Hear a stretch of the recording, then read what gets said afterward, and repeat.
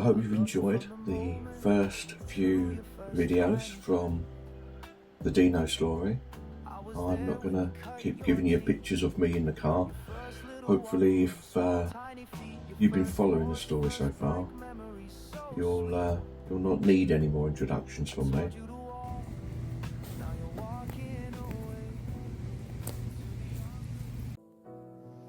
So why didn't you get a solicitor?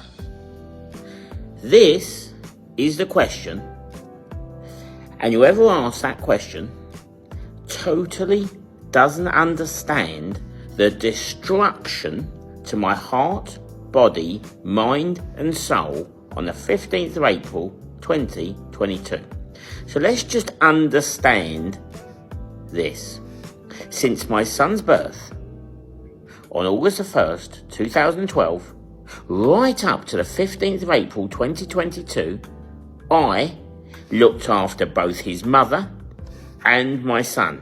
I have financed everything for 10 consecutive years, and I have spent 1.8 million on her alone and my son's private education.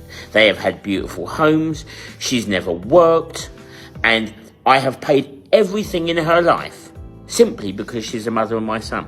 And I believe a real man looks after not only his children, but the mother of his children. And I've always been applauded for that. And people have said, you're amazing, really, considering she's your ex and you split up with her 7 years ago. But we were the best friends. She's the mother of my son. Why would I ever knock her or not look after her? You also got to understand, I'm a one-man band. I am basically a Del boy. I buy goods and I sell goods at a market. I'm basically the same as Bosch. Now, when you're a one-man band, that means that everything goes through me. If you take me out the equation, there's no income at all. Yet I've always worked hard, been totally motivated to spend £11,000 a month for 10 consecutive years. 7.5 of that was on my son and his mother. And I did it out of pure love. I've never worked for me. I don't have pensions or, millions of pounds coming in. I had to make £11,000 a month from the 1st of the month to the 31st of the month for 10 consecutive years. I did that. I was so proud of that. And then on the 1st of every month, I've got to make an 11G. And then I've got to make an 11G. Not all of us have jobs where we have pensions and loads of money coming in. I sell and buy at markets. So on the 15th of April 2022, after doing all of that, my heart, body and mind was destroyed by my son being stolen and taken to Worcester. Yet the system expects you just to get up every day and carry on working and earning thousands as if nothing ever happened and pay a solicitor thousands of pounds with no idea that you can't even get out of bed in the morning, let alone get up and work. Money becomes an irrelevance in your life. You walk into a solicitor, they want thousands of pounds because I get no legal support at all because I've always been the provider.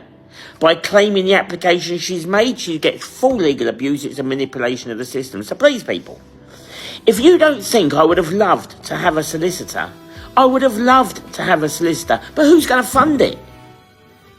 What are you expecting me to do? Walk into a solicitor's after the 15th of April for 2022 and say, hi there. Just so you know, my son has been stolen out of my life. Just imagine any parent watching this. Anyone. You love your children. You cuddle them every day. You put them to bed like I did for 10 years. You were loved.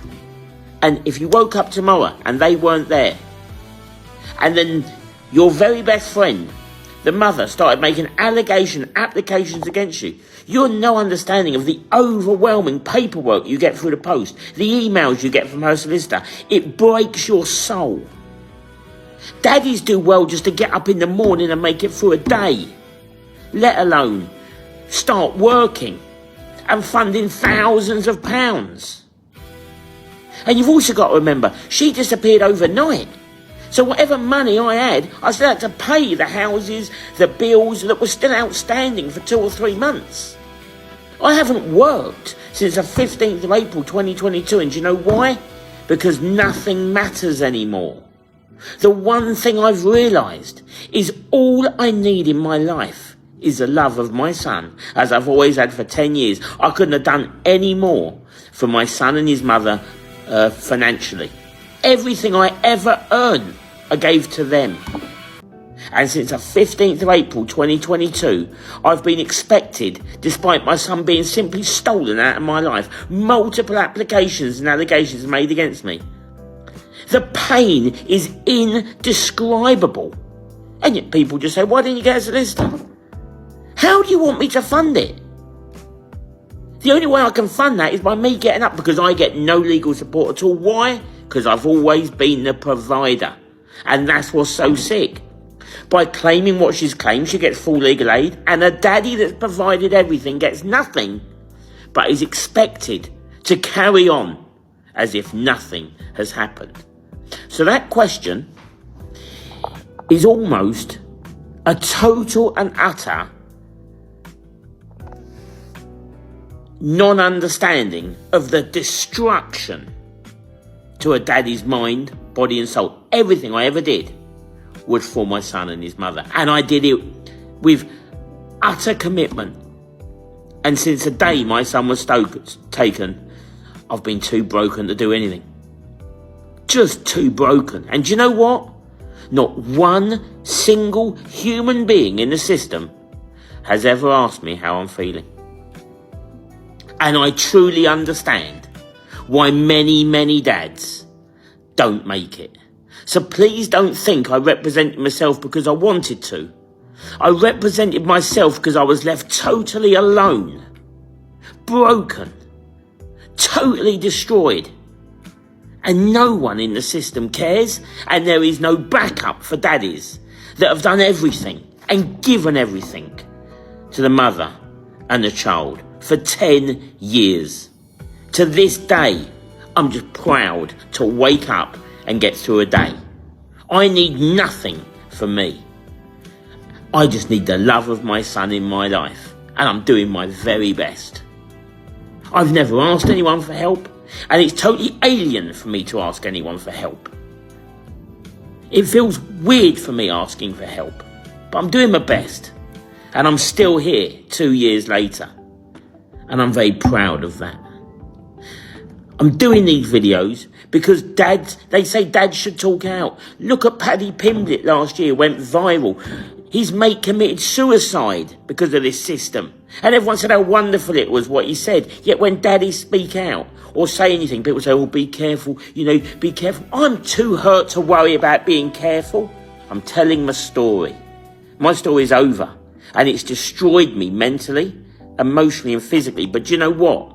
I'm lucky enough to have a brain that enables me to be strong enough to get through one day at a time. And that's exactly what I do. If you like Deano's stories and you want more, and you've got stories of your own that you want told, get in contact and we can sort something out.